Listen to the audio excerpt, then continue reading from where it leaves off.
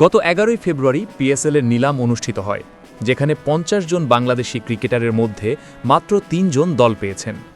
তরুণ batter Parvez Hossain ইমনকে 60 lakh Pakistani রুপিতে দলে নিয়েছে Lahore Qalandars. Cutter master Mustafizur রহমানকে সরাসরি চুক্তিতে অর্থাৎ ডাইরেক্ট সাইনিংয়ে 6 কোটি 44 লাখ পাকিস্তানি রুপিতে দলে ভিড়িয়েছে লাহোর। লাহোর কালান্দার্সের শক্তিশালী পেস আক্রমণ। লাহোরের মূল শক্তির জায়গা তাদের পেস বোলিং ইউনিট।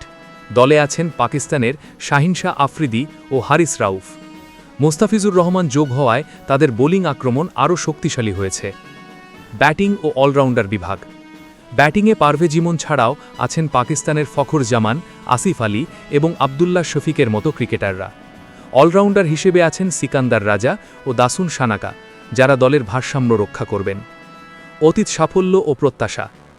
গত আসরে সাকিব আল হাসান, রিশাদ হোসেন ও মেহেদি হাসান মিরাজ লাহোর কালান্দার্সের হয়ে খেলেছিলেন এবং দলটি চ্যাম্পিয়ন হয়েছিল।